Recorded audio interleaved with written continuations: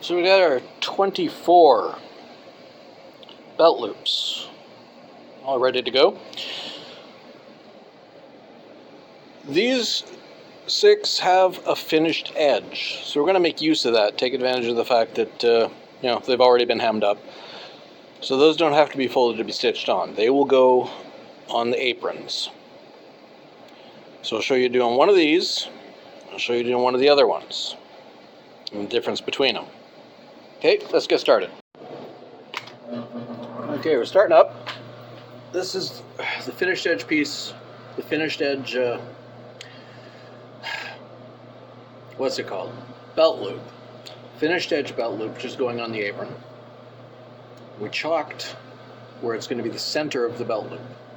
So we just line that up there, even with the edge. We're going to go about an 1/8 in.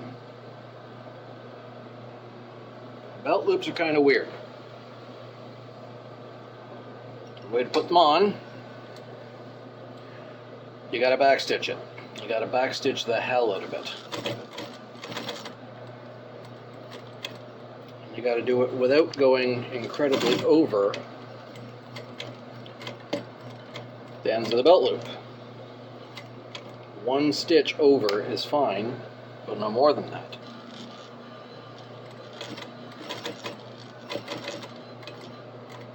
Three. You want at least 4.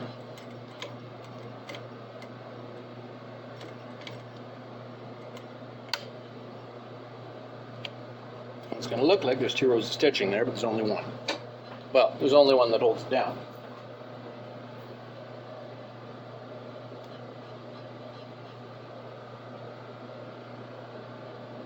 And you just cut the threads off. The bottom of it, you're going to eyeball. You're going to eyeball the distance from there to there and try and get the same distance there to there. You're also going to eyeball your 1/2 inch. And you can do that by comparing it to the presser foot. So that's about a 1/2 inch. So about a 1/2 inch is good.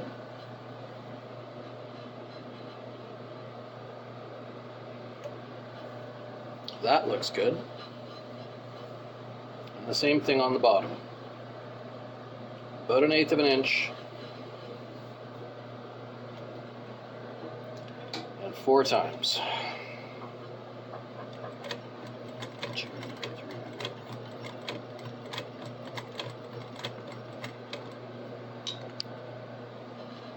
Back it.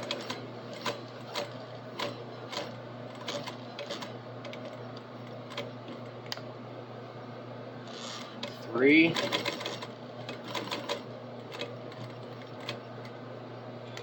And 4.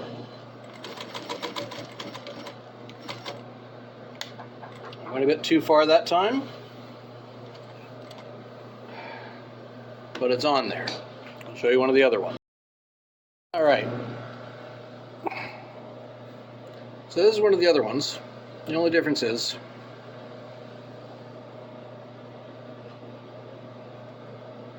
you do your eyeball 1/2 inch at the top. Again, center it on the mark, on your chalk mark.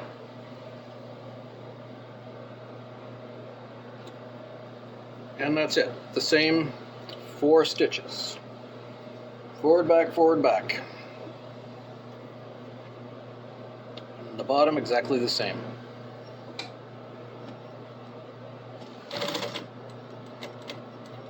Try to do about an 1/8. Might be off a little bit, but that's okay.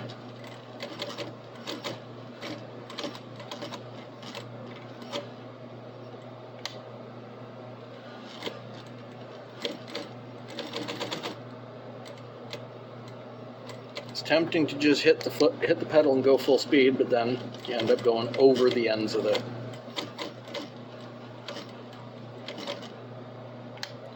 piece you're working on.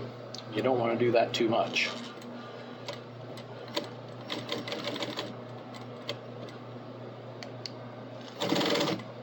Like that. Didn't go over the end, we're good. So that at the top, because you can't do the measuring from the edge on this one. Just going down into the yoke, not just up on the waistband. You just have to try and make it look like it's 90. Literally eyeballing it to make it look like it's at 90 degrees. A good trick with this corduroy is to try and run it vertical along the individual stripes there. Just hold it where it is, and then you just put it in just like the other ones.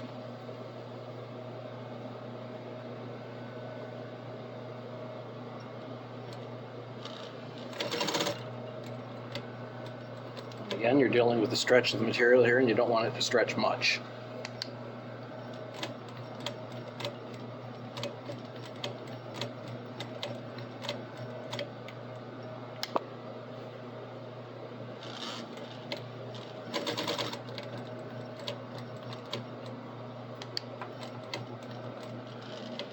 That's the fourth one.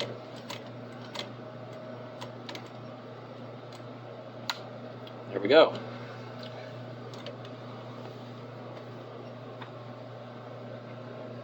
When you're cutting threads off like this, point of note, you always cut the top one first. Pull it and cut it, and then when you cut the bottom one, you give it a little pull, and that little pull will take the ends off of the front so they're not visible to the customer. They stay on the inside. But there you go. There's one more belt loop down. I'll put the other 5 on this. I've already got the 2 on the apron, and then I can lay it out and show you what it looks like. So there's the belt loops across the back. Probably getting some sense of what this is going to look like by now. And I'll be back. Let's flip it over, and I'll show you what the front's going to look like.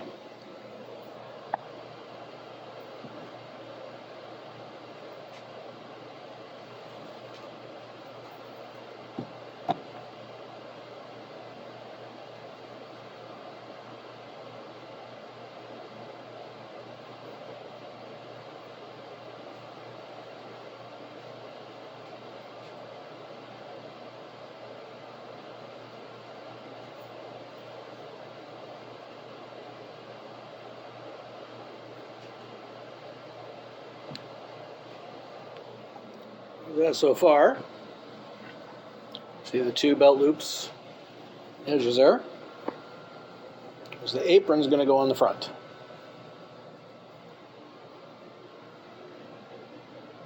That's where the last 2 belt loops are. What happens with that? Left over right. So this side is going to be snaps. This side is going to be rivets holding it all together. So yeah, all in all, it's not too bad right now.